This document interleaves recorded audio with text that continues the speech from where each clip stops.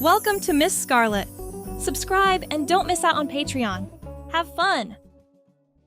The relentless buzz of the alarm clock cut through the tranquil atmosphere of the bedroom, its aggressive ring echoing through the silent space.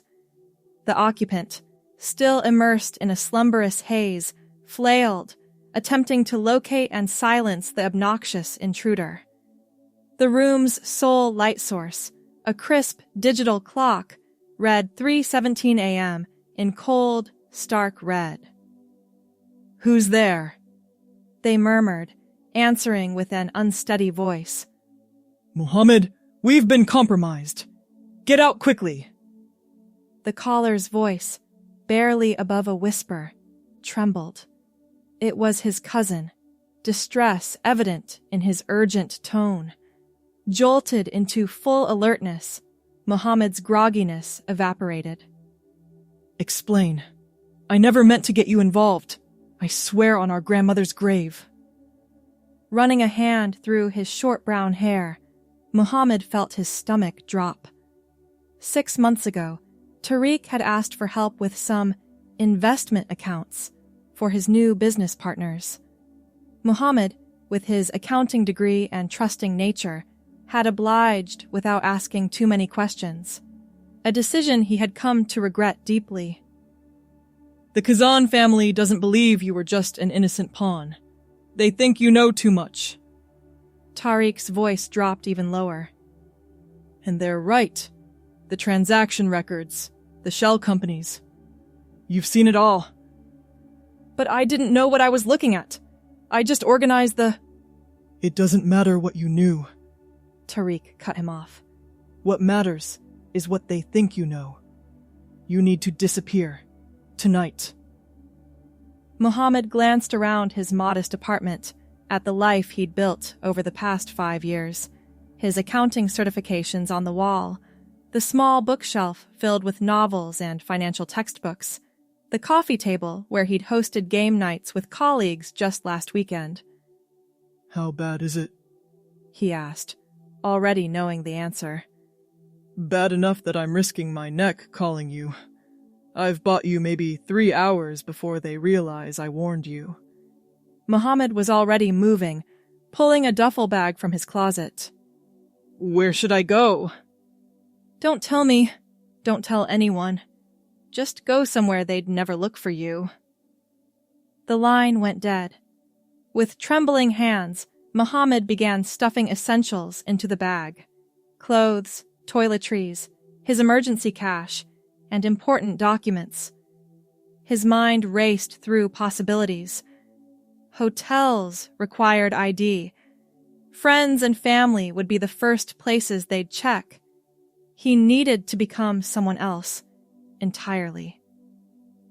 As he grabbed his passport from the desk drawer, a small box tumbled out. Opening it, he found an old theatrical makeup kit from his college days when he'd been part of the drama club. Next to it lay a faded photo, Muhammad in costume for their production of Twelfth Night, where he'd played Viola disguised as Cesario. A memory surfaced. Professor Winters complimenting his transformation. "You have the perfect features for this role, Muhammad. Versatile, adaptable. You could disappear into any character." Staring at the photo, an idea began to form. Somewhere they'd never look for him. 4 hours later, having withdrawn as much cash as possible from several ATMs and ditched his phone, Mohammed stood in a 24-hour convenience store bathroom, staring at his reflection.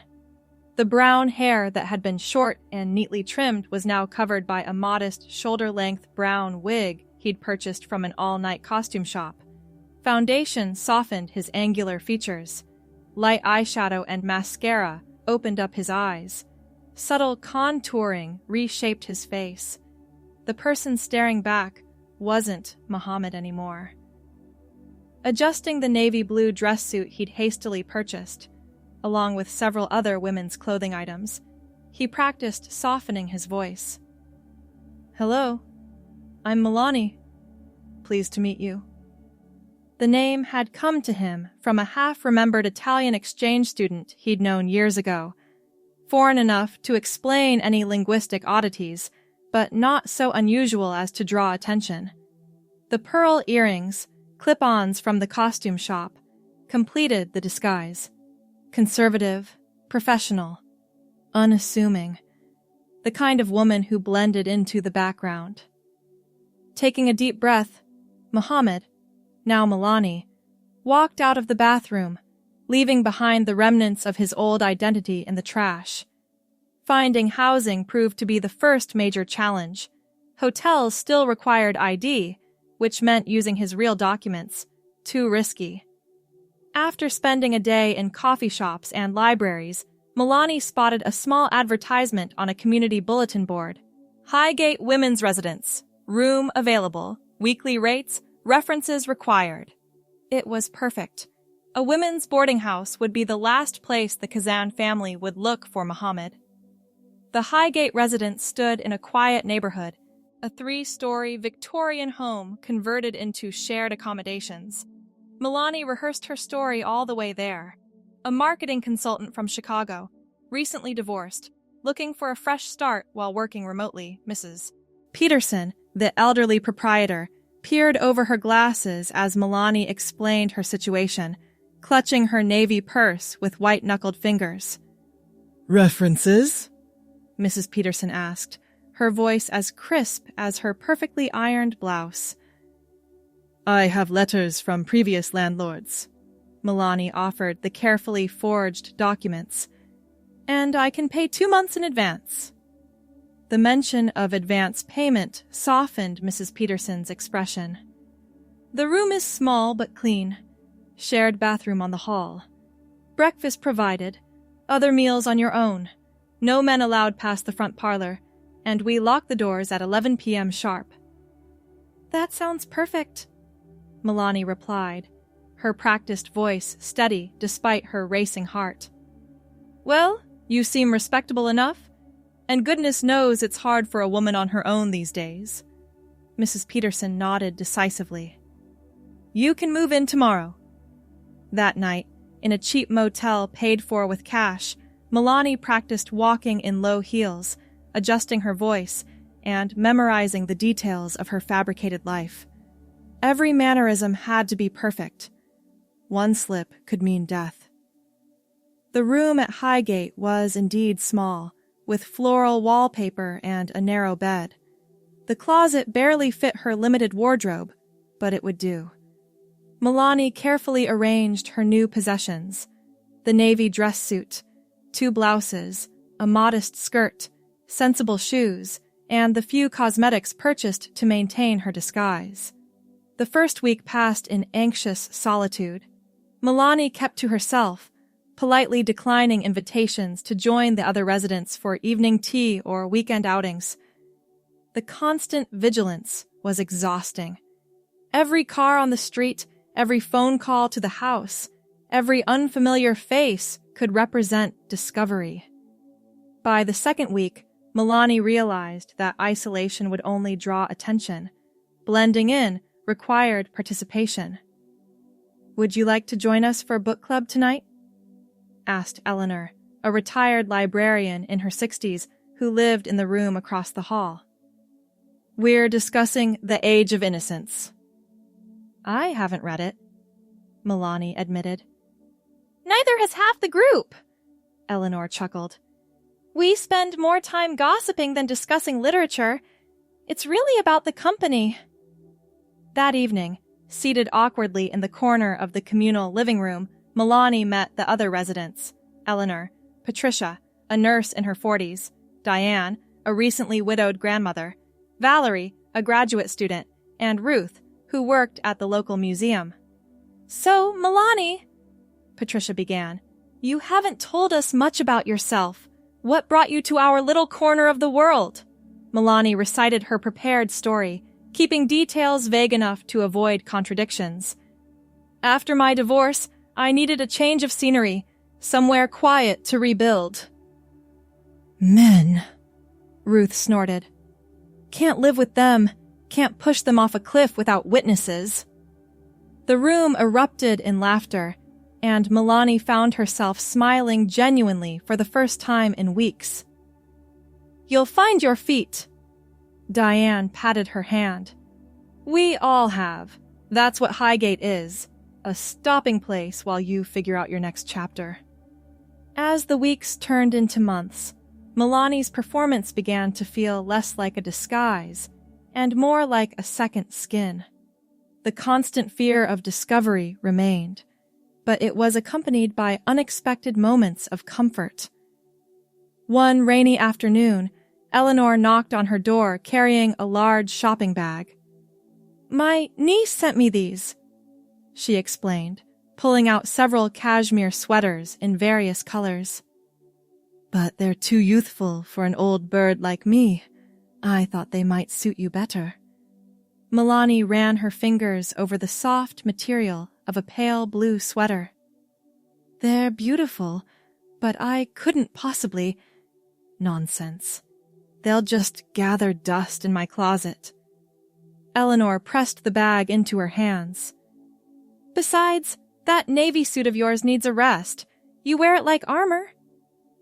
The observation was too perceptive for comfort, but Milani accepted the gift with murmured thanks. Later, alone in her room, she tried on the blue sweater.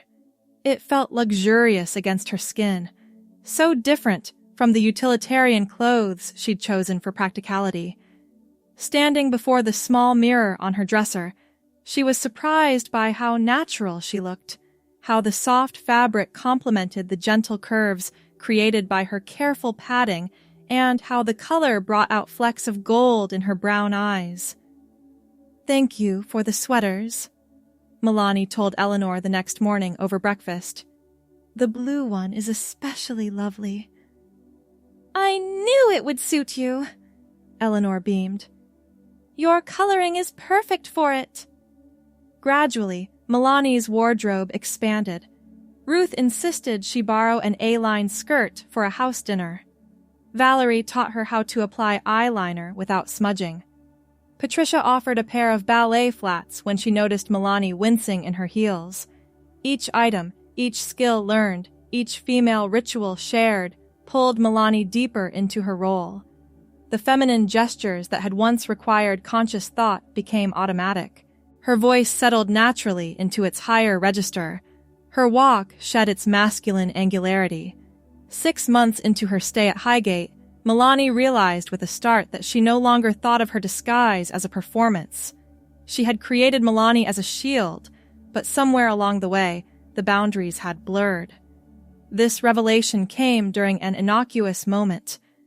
Patricia had asked Milani to zip up her dress before an evening out, and without thinking, Milani had commented on the fabric, suggesting a shawl to complement the neckline. It was such a natural interaction, completely devoid of the calculation that had characterized her early days at Highgate. That night, unable to sleep, Milani confronted questions she'd been avoiding. If the danger eventually passed, would Muhammad return? Was there even a Muhammad to return to?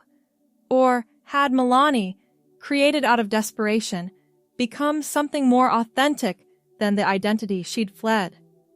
As the 1-year mark of her disappearance approached, Milani established a careful routine for checking if it was safe to resume her former life. Using public computers at the library, she created anonymous email accounts to monitor news about the Kazan family and occasionally check if Tariq was still alive. It was during one such session that she discovered the news. Anton Kazan and 3 of his lieutenants had been arrested in a federal operation. The article mentioned extensive financial evidence, leading to charges of money laundering, racketeering, and tax evasion. Heart-pounding, Milani read every article she could find. Nowhere was Muhammad's name mentioned. It seemed the authorities had built their case without him, and with the family's leadership behind bars, the threat to his life had likely diminished significantly. She should have felt relieved. The danger was passing. She could reclaim her life. Instead, she felt a strange, hollowing anxiety. Walking back to Highgate, Milani passed a shop window and caught her reflection. Brown hair styled in a simple bob. She'd had it cut professionally months ago, discarding the wig. The blue cashmere sweater paired with a gray skirt, minimal makeup that had become second nature to apply. A woman walked back from the library, comfortable in her skin, with friends waiting at home. The thought of dismantling this life, of becoming Muhammad again, wearing stiff shirts and ties, lowering her voice, suppressing the mannerisms that now came naturally, felt not like a return but like another kind of disguise. That evening at dinner, Patricia noticed her distraction. "Everything all right, Milani? You've barely touched your food." "Just thinking about some changes coming up," Milani replied vaguely. "Good changes or bad changes?" Ruth asked, passing the bread. "I'm not sure yet." Later, Eleanor knocked on her door with a cup of chamomile tea.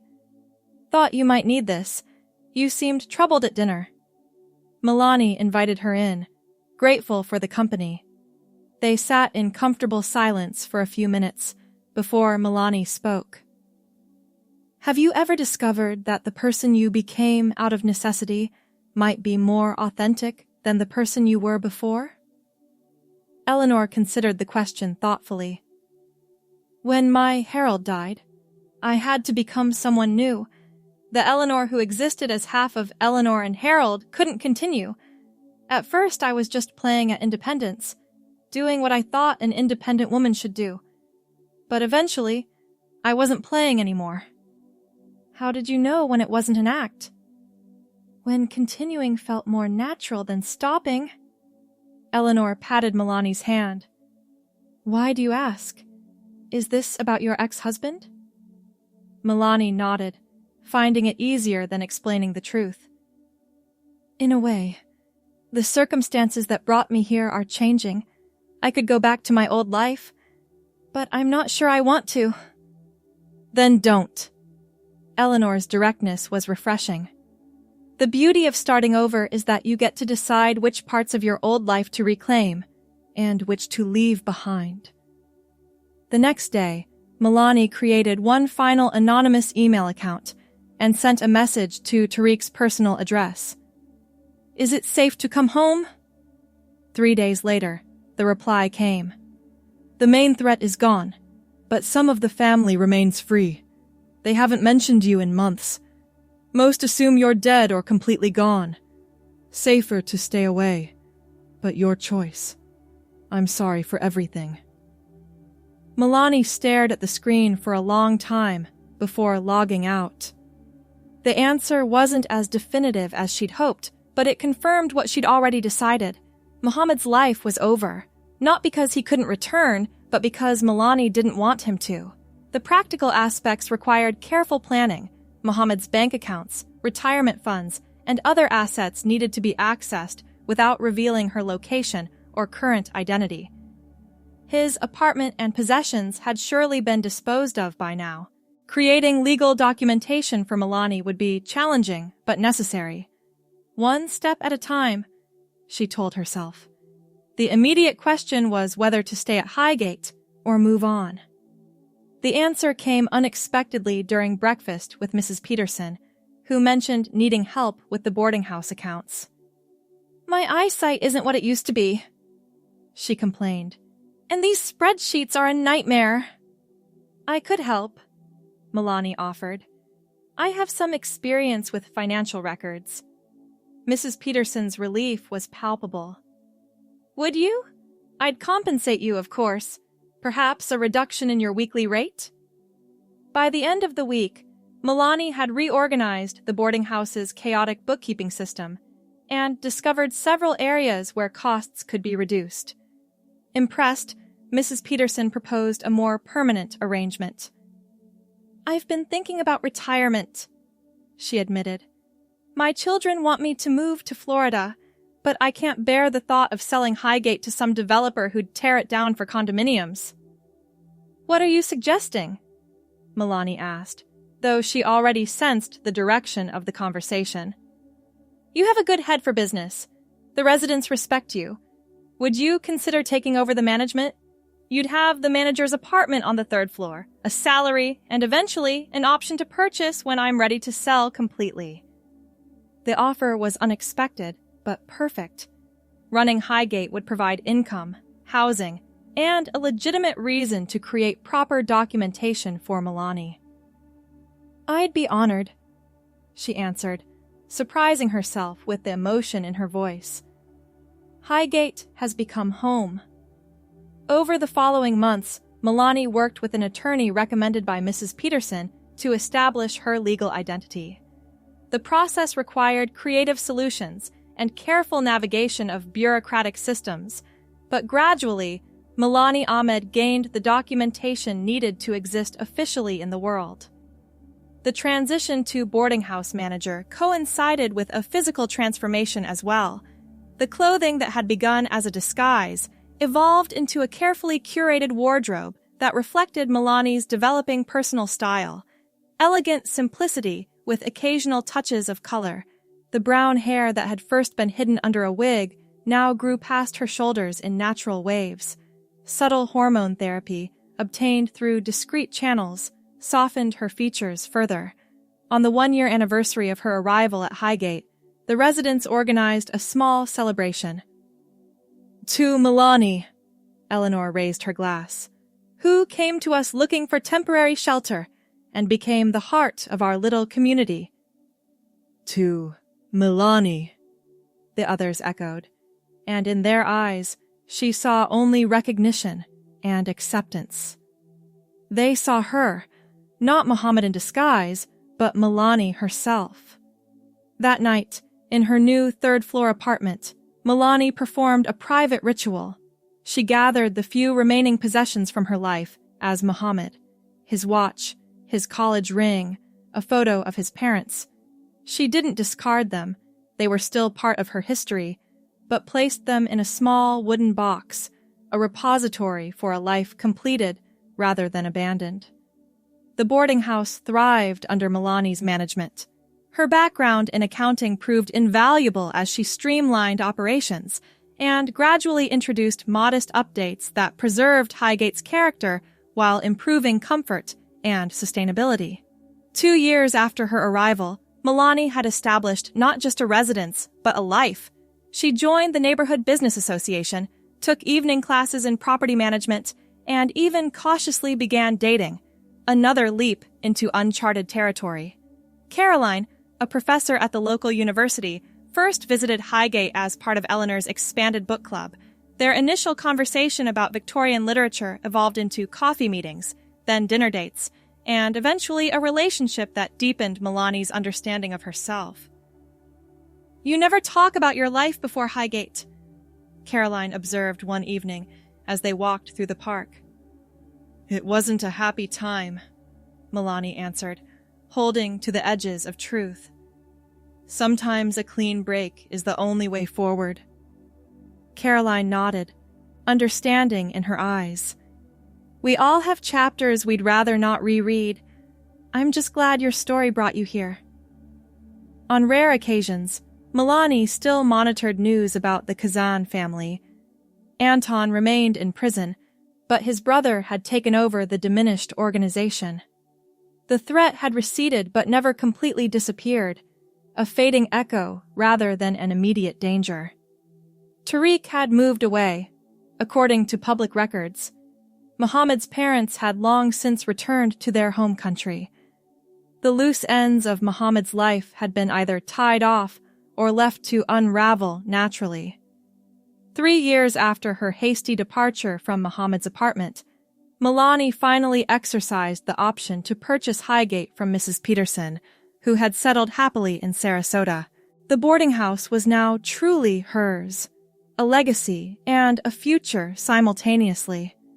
On the day the property deed was officially transferred, Milani walked through each room of the grand old house, appreciating its sturdy bones and gentle character, the creaking 3rd step on the main staircase, the stained glass window that cast rainbows across the entry hall on sunny mornings, the worn spot on the kitchen counter where countless meals had been prepared.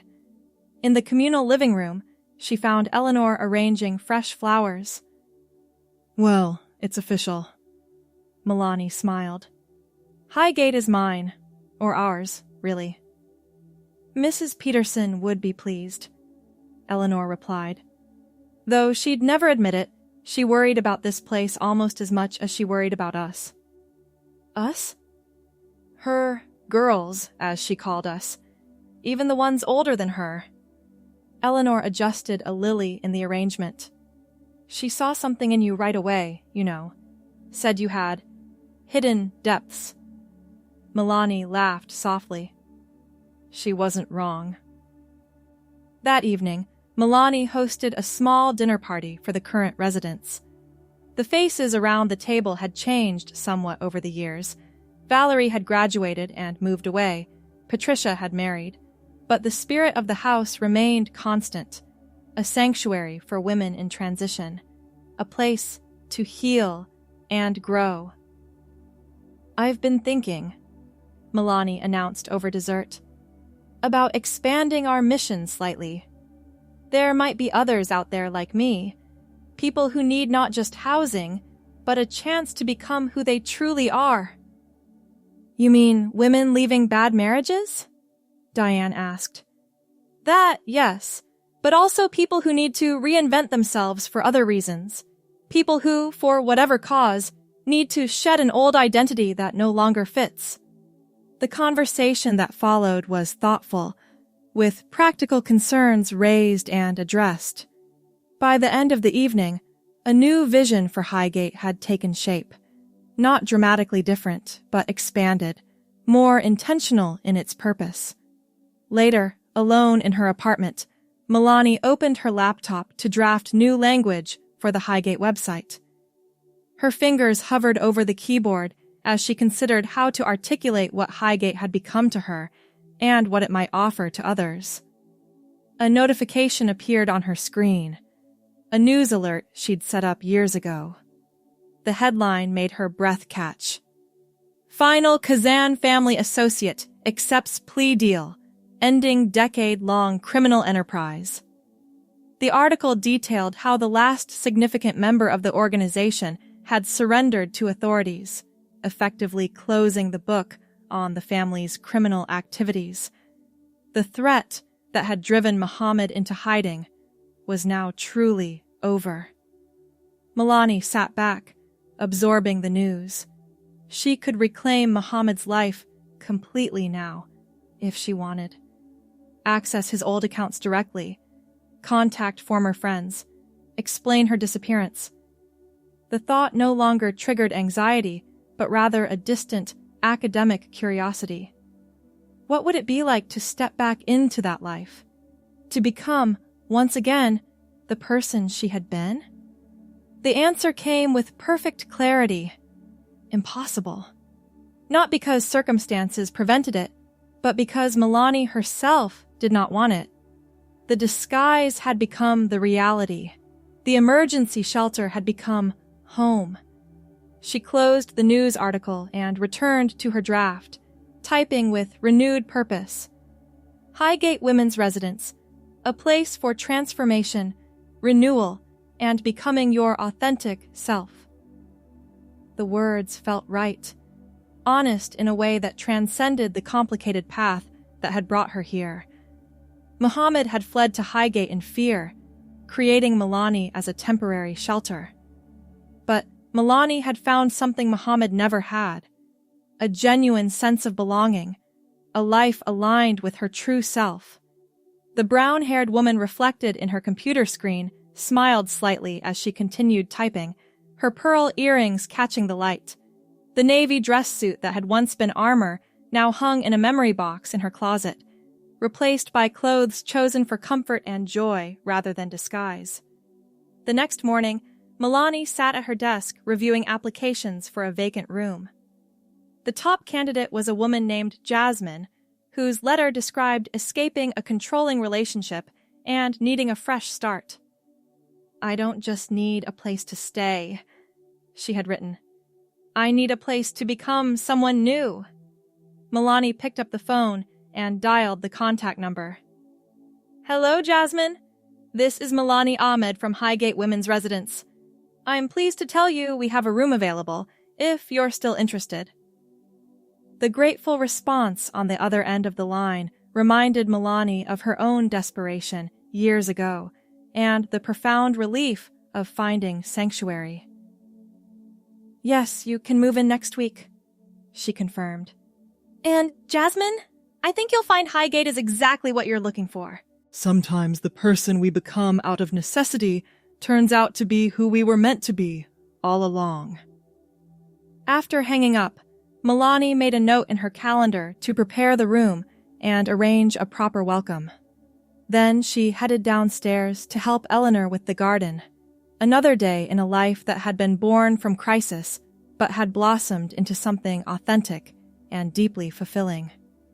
The afternoon sun filtered through the stained glass, casting multicolored light across Milani's face as she moved through the house she now owned, the home she had found, the life she had built, not as a hiding place, but as a destination. Thanks for watching, my girlies. Be sure to check out Patreon for more.